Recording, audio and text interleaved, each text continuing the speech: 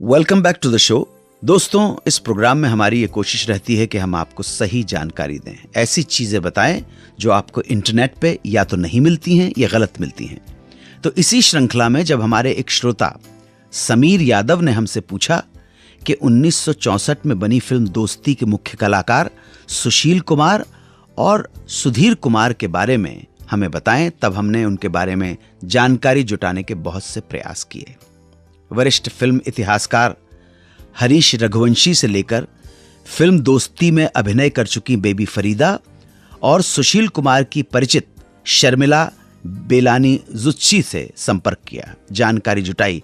लेकिन जब हमें यह लगा कि यह जानकारी इनफ नहीं है, तो हमारी टीम के एक सदस्य शिशिर कृष्ण शर्मा ने किसी तरह से खोज निकाला सुशील कुमार को और खुद उनसे मिलकर उनके बारे में जानकारी ली। तो साहब, सुशील कुमार ने अपने बारे में जो बताया वो मैं आपके सामने पेश कर रहा हूं। उनका जन्म 4 जुलाई 1945 को कराची में हुआ था। उनके पिता का नाम किशन चंद जमुना दास सोमाया और मां का नाम तुलसीबाई था। पिता का ड्राई फ्रूट्स का बहुत बड़ा कारोबार था, रहने को आलीशान घर था, भरा पूरा परिवार था, सब कुछ ठीक चल रहा था। जब सुशील कुमार तकरीबन 2.5 बरस के थे तो देश का बंटवारा हो गया और लाखों परिवारों की तरह उनके परिवार को भी सब कुछ छोड़कर कराची से भागना पड़ा। कराची से ये लोग गुजरात के नवसारी आए और जिंदगी को दोबारा शुरू करने की कोशिश की, कारोबार जमाने की कोशिश की, मगर बदकिस्मती से नए शहर में कारोबार जम नहीं पाया और लगातार हो रहे घाटे की वजह से इनके परिवार को 6 साल के अंदर ही नवसारी भी छोड़ना पड़ा। और फिर ये 1953 में चले आए बंबई में इन्होंने पनाह ली माहिम की एक चौल में। लेकिन अभी तो किस्मत में और भी बुरे दिन देखने लिखे थे। सो दादा, पिता और 2 चाचा कंगाली के सदमे की वजह से एक ही साल में एक एक करके चल बसे। पूरा परिवार बिखर गया। सुशील कुमार अपने भाई बहनों के साथ अपनी मौसी मौसा के पास चैम्बूर चले गए। डांस का बहुत शौक था। एक दिन की बात है, कराची के इनके फैमिली फ्रेंड किशन लाल बजाज इनके घर आए। किशन लाल बजाज फिल्मों में छोटे मोटे रोल किया करते थे। उन्होंने इनकी मां के सामने प्रस्ताव रखा कि 20% कमीशन के बदले वो इन्हें फिल्मों में काम दिला सकते हैं। माताजी ने हां कर दी और इनका फिल्मी सफर स्टार्ट हो गया। साल 1958 में बनी सिंधी फिल्म अबाना बतौर बाल कलाकार इनकी पहली फिल्म थी। साधना जी की भी एज एन एक्ट्रेस ये पहली फिल्म थी। अबाना के बाद इन्होंने एक और सिंधी फिल्म की जिसका टाइटल था इंसाफ किथे आ। ये 1959 में रिलीज हुई थी।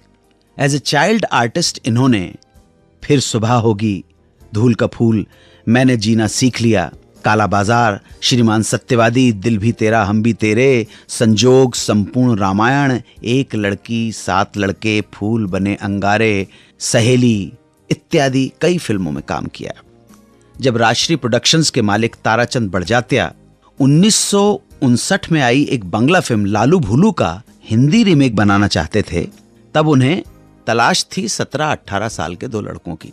ताराचंद की बेटी राजश्री सुशील कुमार को फिल्म फूल बने अंगारे में देख चुकी थी और प्रभावित भी थी, तो उन्होंने अपने पिता से इनके नाम की सिफारिश की। राजश्री प्रोडक्शंस के ऑफिस में ही इनका परिचय हुआ निर्देशक सत्यन बोस और अभिनेता सुधीर कुमार से। सत्यन दा इन्हें दादर के श्री साउंड स्टूडियो में साथ लेकर गए, जहां इनका मेकअप किया गया। ब्लाइंड और हैंडीकैप्ड दोनों ही कैरेक्टर्स के लिए इनका स्क्रीन टेस्ट हुआ। अगले दिन इन्हें बॉम्बे लैब में बांग्ला फिल्म लालू भूलू दिखाई भी गई और फाइनली सुधीर को ब्लाइंड और इन्हें हैंडीकैप का रोल दे दिया गया। दोस्ती 1964 में रिलीज हुई और जबरदस्त हिट हो गई। इस फिल्म ने 1964 की बेस्ट फिल्म के साथ साथ संगीत, कहानी, संवाद, पार्श्व गायन और गीत लेखन के लिए फिल्म फेयर पुरस्कार जीते थे। इस फिल्म के लिए सुशील कुमार को महाराष्ट्र राज्य का सर्वश्रेष्ठ अभिनेता का राज्य पुरस्कार भी हासिल हुआ था। दोस्ती के बाद ताराचंद बड़जात्या सुशील और सुधीर को लेकर अगली फिल्म बनाने की तैयारियां कर रहे थे।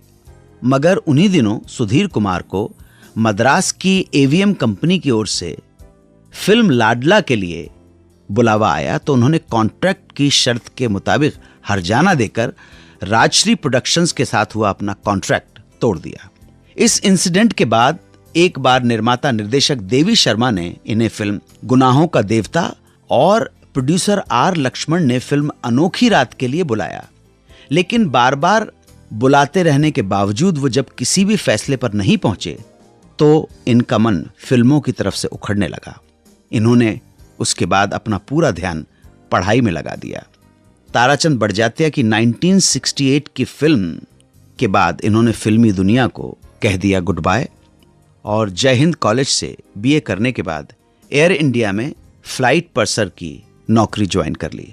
1971 से 2003 तक इन्होंने नौकरी की और फिर रिटायरमेंट ले लिया। तो ये थी सुशील कुमार जी की जिंदगी के बारे में थोड़ी बहुत जानकारी। सुशील जी, आप स्वस्थ रहें, दीर्घायु हों। सुशील कुमार की कहानी के बाद अब कहानी होगी फिल्म दोस्ती के दूसरे स्टार सुधीर कुमार की कहानी। कहीं मत जाइएगा, जुड़े रहिएगा हमारे साथ और सुनते रहिएगा सुहाना सफर विद अन्नू कपूर, सिर्फ 92.7 बिग एफएम पर। 92.7 बिग एफएम पर आप सुन रहे हैं रेडियो का number 1 show Suhana suffer with Annu Kapoor.